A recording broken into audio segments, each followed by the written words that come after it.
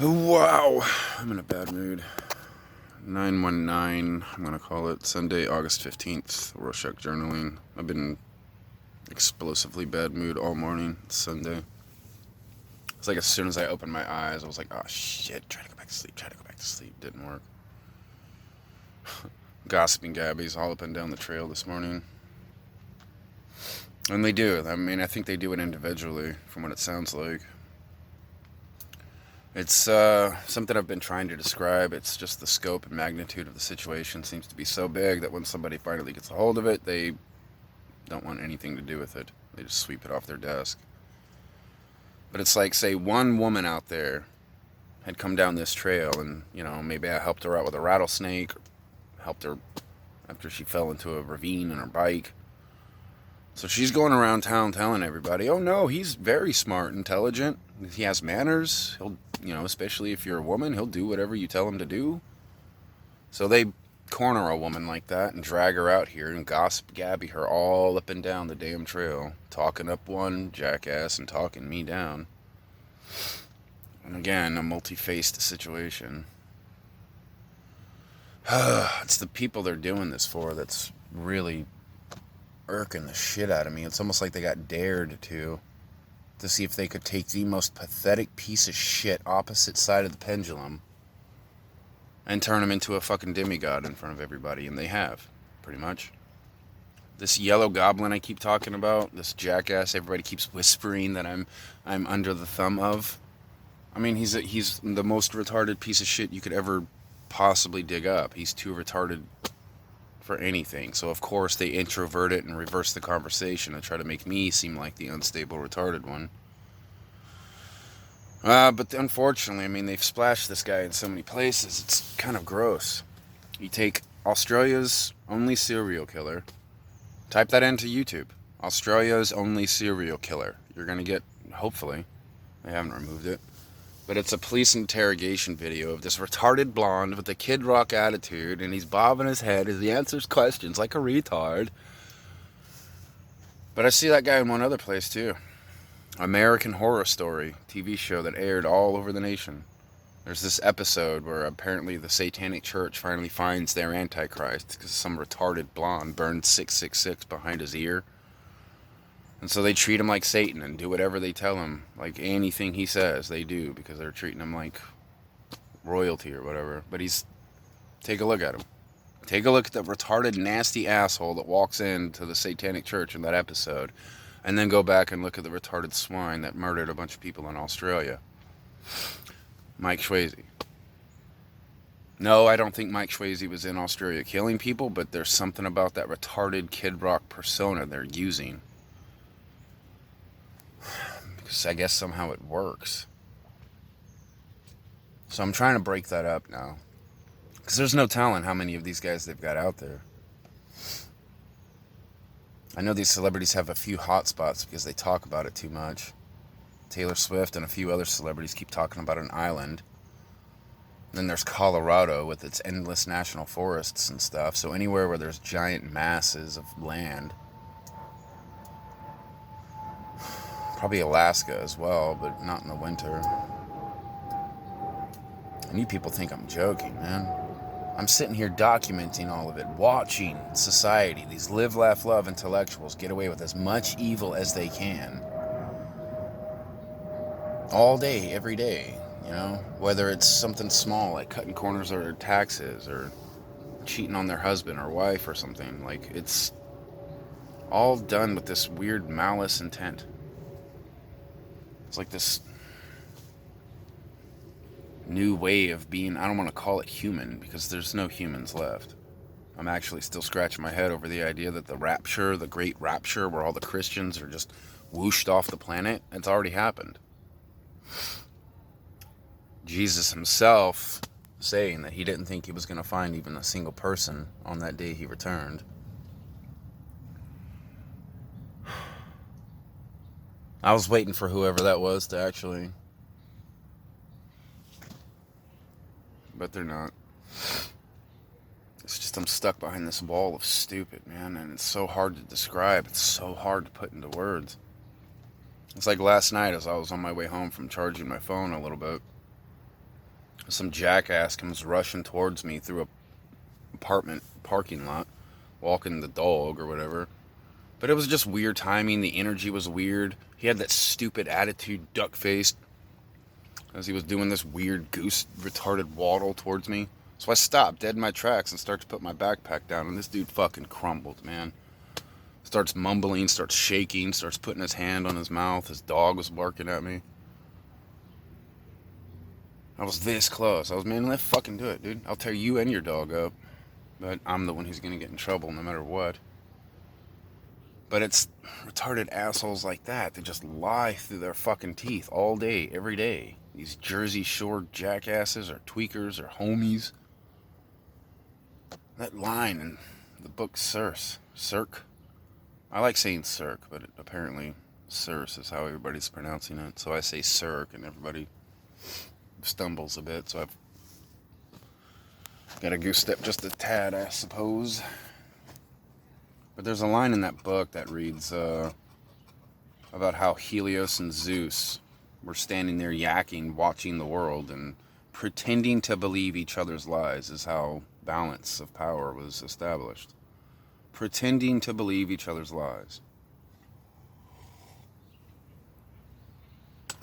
And I see that everywhere. I see that everywhere, all up and down, everywhere.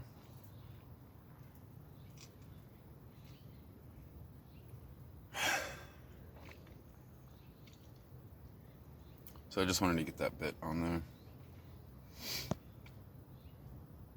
I wonder how Kid Rock feels about it.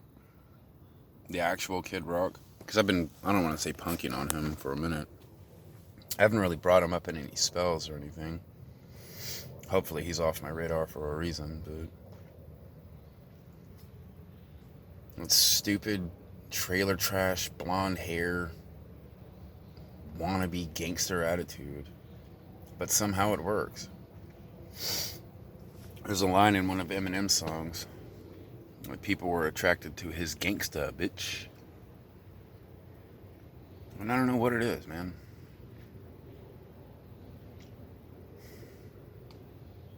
Unfortunately, I don't think they realize how they look to intelligent people. These gangstas and thugs are more like retarded hyenas. And some people with a little bit of intelligence, they like to rasp their sticks across the cage and rile them up before the door gets let loose, and they go out and tear up a bunch of women and kids so that everybody can sit back and watch vicariously, talking about how horrible everything is. I'm not in a good mood. But Jennifer Hewitt did it again. Now I've got her in over 10 cities, showing up where I'm at, giggling at me from a distance with a bunch of jackasses, and then driving away, acting like she's, doing what I'm asking her to do. I don't know what her deal is. Maybe she's somebody under a smoking gun. I'm trying to give them that. But then every time I say some of these women are under a smoking gun, I told you I was going to elaborate a little bit more on this a few days ago. All the evil ones, like Natalie Portman, then get to use that. So if she was cornered by somebody very serious about getting answers out of her, she then gets to break down and cry and act like she's just a victim trying to stay alive or something. And if I say that, then I'm ruining anybody's chance who actually is in that situation. So take the difference between Audrey Hepburn and Marilyn Monroe, if you will. Marilyn Monroe being the one who's just trying to struggle and survive. Audrey Hepburn being the secretly evil one.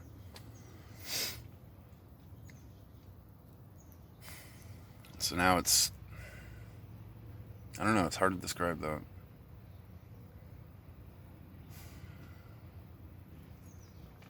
I'm starting to see now why the lady wanted freaking John the Baptist's head on a silver platter. Because that was a really interesting story. If you don't know the story, there's this part in the Bible where a gypsy, her young daughter danced in front of a certain nobleman, king, if you would, of an area. And he was so impressed by the young girl, he said, "You can have up to half my kingdom, whatever you ask for." So she runs outside and asks her mom what she should ask the king for. She said she wants John the Baptist's head on a silver platter. So the little girl runs back inside and tells the king he was a little bit sorry about it because he knew how great a man John the Baptist was to everybody, who was already in prison, mind you. Not for a crime, but because he wouldn't shut up about the truth. And while he's already in prison, rotting away and not in a good way, they still wanted him dead. So that's where I'm at, you know. I see that woman, that Jezebel, who asks for John the Baptist's head. I see her again in the book of Elijah. The same Jezebel that Elijah got fed up with and threw all of the shit down on the ground and took off. In the Bible, they make it seem like Elijah was running away, but I think he was tired of it, like I am. It's like no matter how big your final flash, no matter how big your Kamehameha, it's a giant fucking blob you're fighting against. It's so tiring, and God won't relent on it.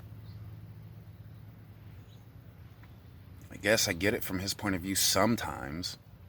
Because I don't want Natalie Portman to go to hell, dude. I've been in love with her since freaking forever ago. But at this point, yeah, I would grab her by the throat and throw her in lava and never look back. But it's that moment, you know, when she's whimpering and quivering and crying and shitting on herself, looking at the lava. And then it's like, oh, you know, all the cool shit she did do, you know? All the acting and all the fun stuff and being intelligent and smart and witty and beautiful. That's what God has to see when he's throwing people in hell. So I get why he wants to do shit on the individual level. But much like a freaking... workers complain about working a field, but the tool in their hand, the backhoe, is the one that has to face first into the rock and dirts all day, every day, and that's what I'm doing. With no remorse, not a care about how much I'm going through. As long as each and every individual person has their chance to look at the candle and make a decision. It's all God cares about, and I'm fucking tired of it, man. So, I gotta keep stomping forward with this Rorschach thing. I know some people might be questioning. Let me go ahead and wrap that up. I am Dr. Manhattan. No mysterious blue guy has any pull or Mysterio. They're just drug addicts being lied for because it's working. You got 80% of the population tossing their coin to that group because it's working.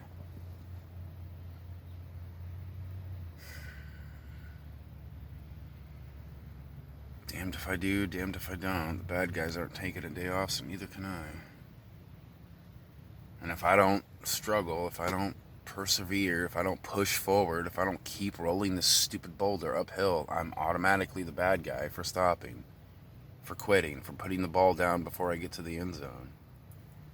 And it's a debilitating amount of evil that I'm up against, but choices, you know. I chose to die with my tiger stripes. I'm not selling them, so I guess this is my punishment for that.